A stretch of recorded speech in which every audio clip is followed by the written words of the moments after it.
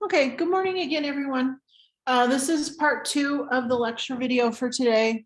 I may break it up into a third part, just depending on how long it's going to take me to do this. So again, we're beginning InDesign today, the page layout program. We're going to be creating an updated yellow page ad. I'm going to provide you with images to use.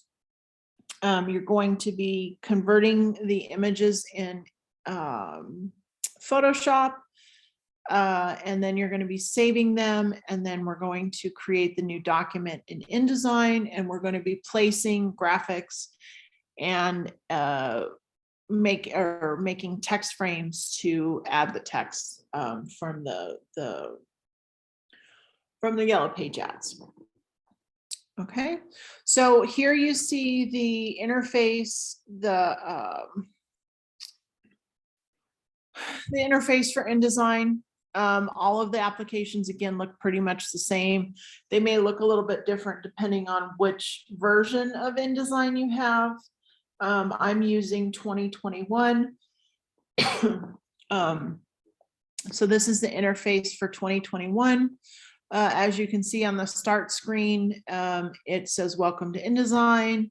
It gives you a link to some tutorials, which I had provided for you on that InDesign introduction page.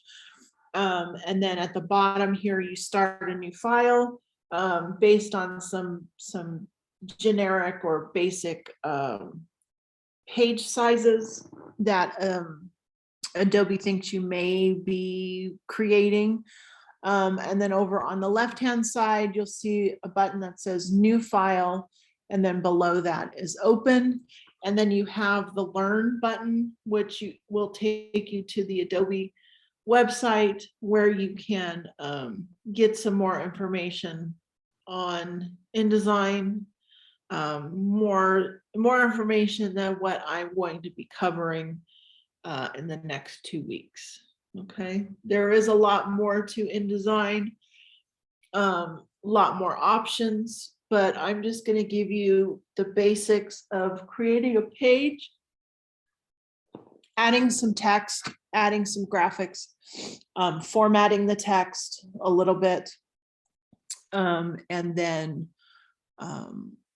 you're going to create a layout from that, using that example of the yellow page ads that I provided.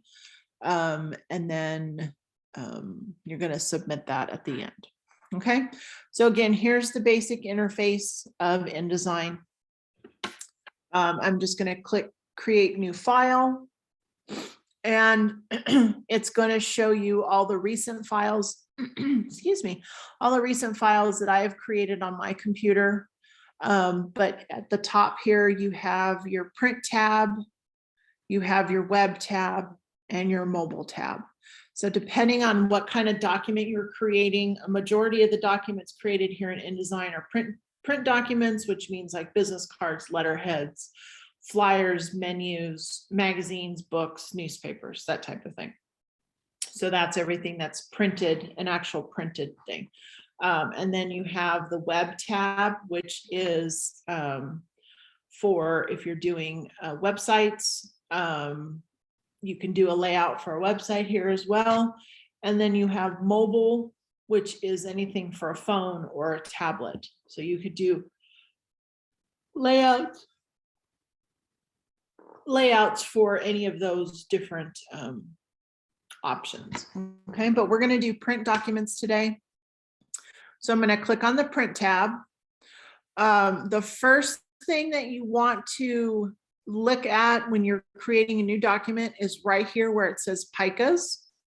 That's the old style of measurement from going back to the original way of typesetting. So if you think back to the Gutenberg Bible, that was typeset by hand using blocks of lead, and the letters were made out of lead and everything was hand set. So that's what this picas comes from. The first thing that you're going to do, and this is very, very, very, very important, is you're going to change your units to inches. If you do not change it to inches and you leave it at picas, you're going to have a very small page, very, very small page. When you add in your settings for each of the pages. Okay, so you want to make sure that the first thing that you do is change it to inches, your units. Otherwise, your page size will not be right, and it will be a very, very tiny document. Okay, so you do have some default settings for your pages. So letter size, if you're doing a letter size document, which is regular paper, if you're doing something that's a legal size document, but you can also create custom size pages in here as well. Okay, so for the assignment that we're going to be doing today, we are going to be creating a custom size document, but for right now, I'm going to leave it at 8.5 by 11.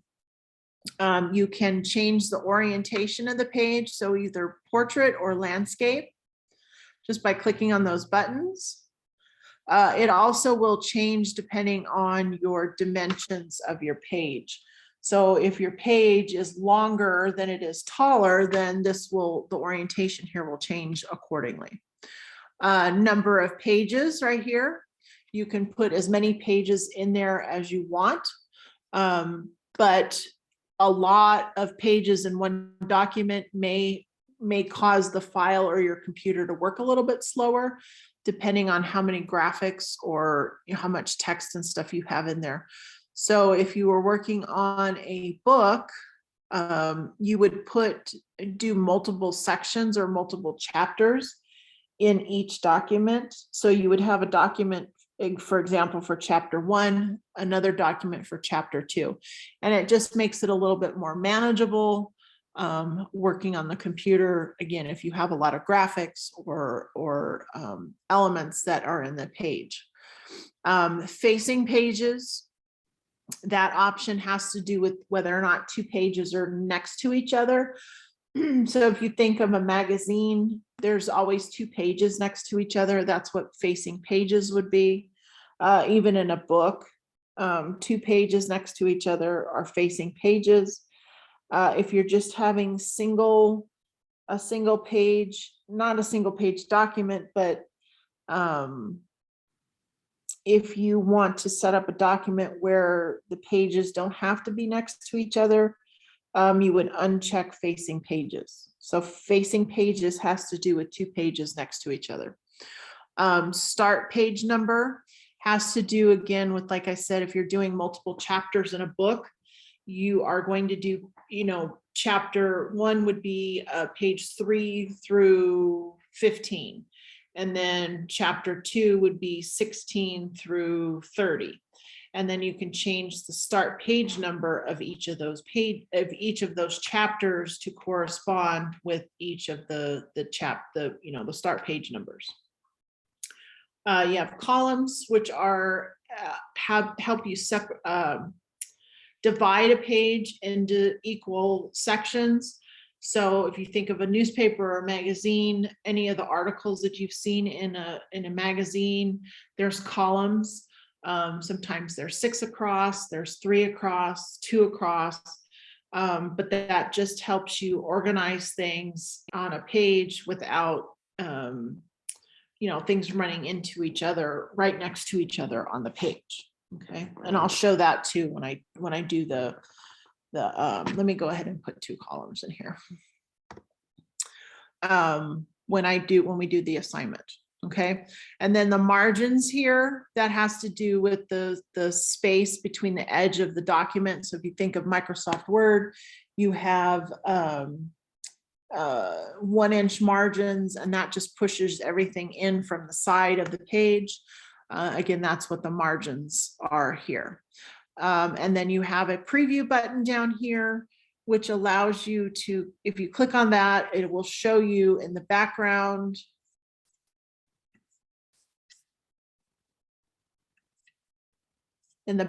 what the page looks like. So you can see there's my page, 8.5 by 11. The pink and purple lines that you see are the margins and the column guides. The column guide here in the middle, again, like I said, separates the page into equal amounts. In this case, it's separating the page in half, right down the middle. If I was to have 3 columns, so let me change this over here to 3 columns.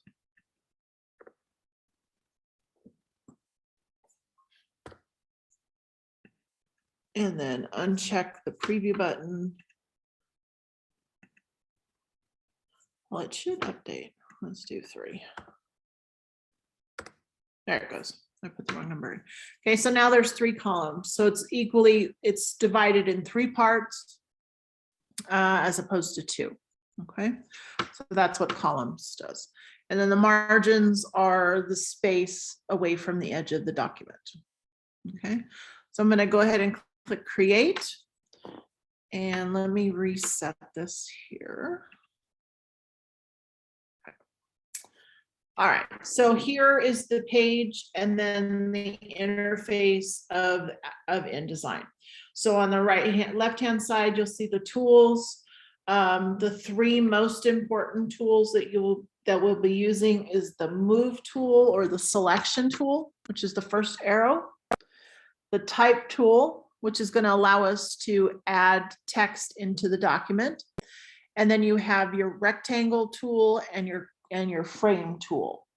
So those are actually the 4 most important tools here in InDesign. Okay. So your selection tool, your type tool, and then the graphic frame, and then the rectangle tool. And what that does, the rectangle tool and the ellipse tool allow you to create shapes for graphic elements if you wanted to. Okay, and then the other thing down here is your fill and your stroke, which is pretty much the same as in Illustrator. You have a fill and you have a stroke. A fill for the inside and a stroke goes around the outside. Then you have your properties panel. This gives you information on the document. So you have what size document you have, how many pages you have, and your margins. So you can adjust that there if you want to. And then when you have something drawn, like a frame, like I just did, you get more information. So you get your transform options, so you can resize it. Appearance comes in where you can change the fill and the stroke around the shape here.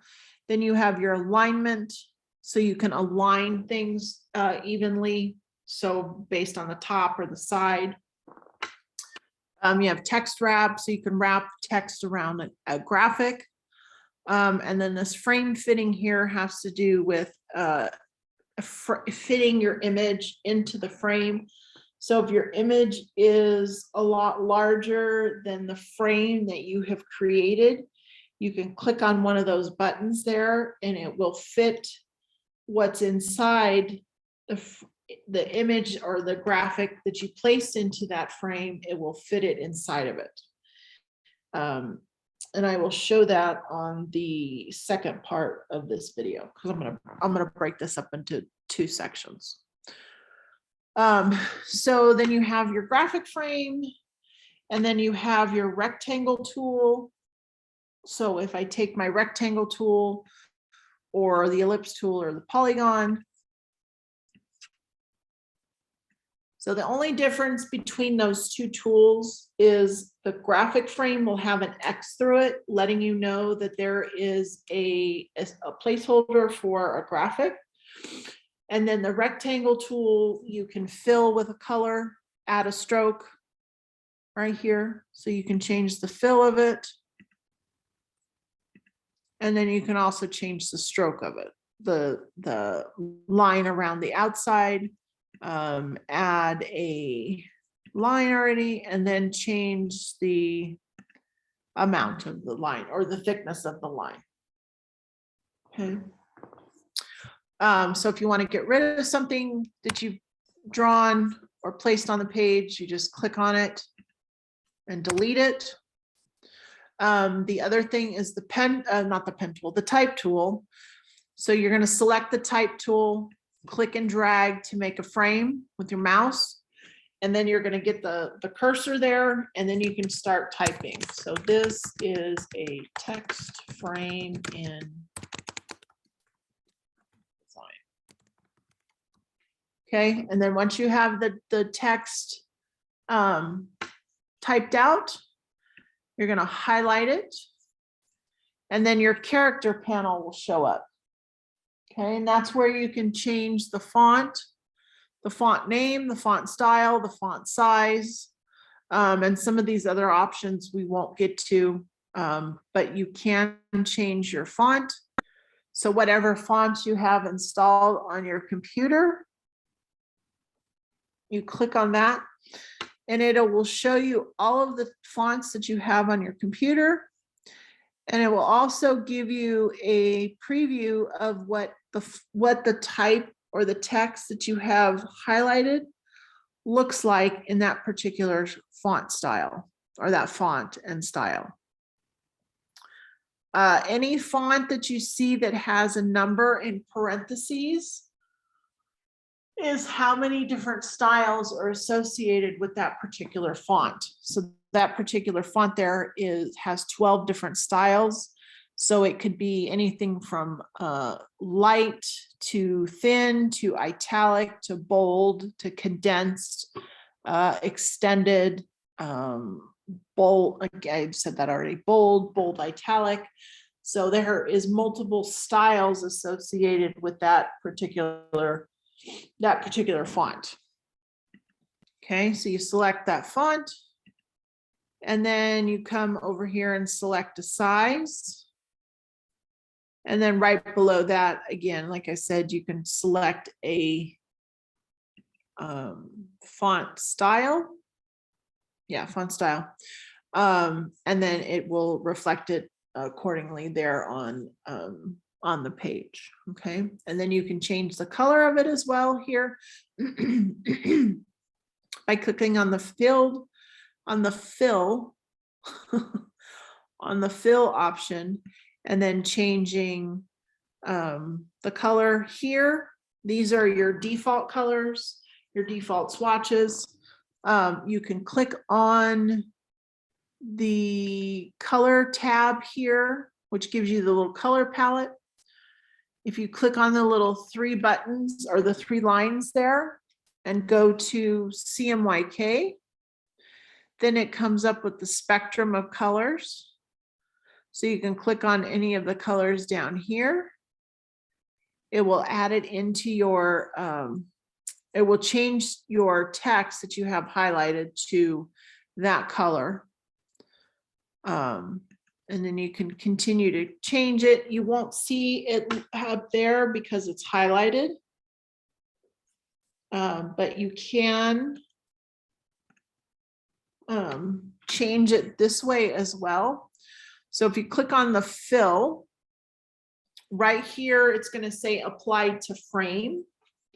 In this case, if I apply it to the frame, that box that I've created with that text frame is going to fill with that color. But I don't want that to change. So I'm going to change this back to none. And I'm going to click here and change that to text instead. And now if I click on one of these colors, you can see that the color of the text is changing. Then I can come over here to the color panel, click on those 3 little lines, go to CMYK, and then bring up my color spectrum. And you can see I'm just clicking around.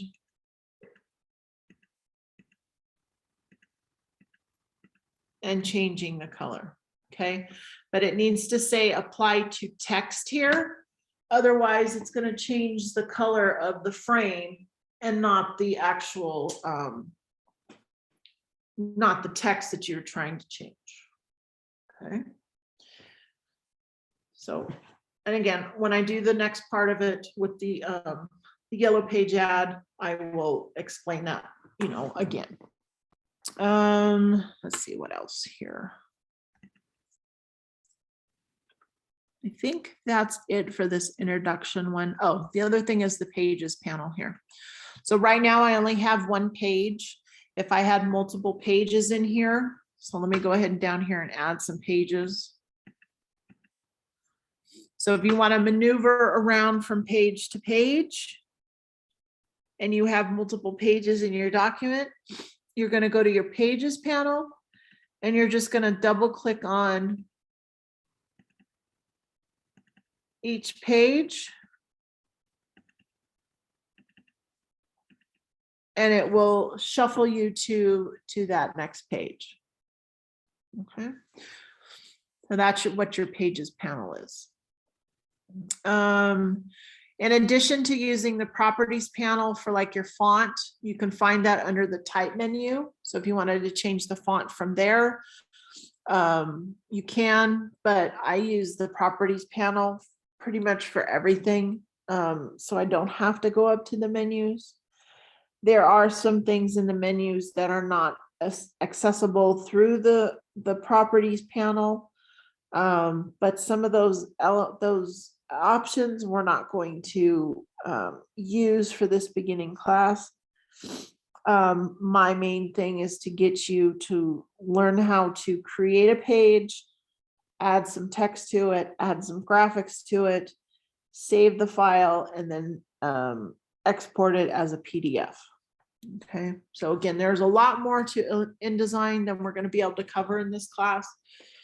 There is a course that I normally teach, Graphic Communications 1, which just we do strictly InDesign for 16 weeks.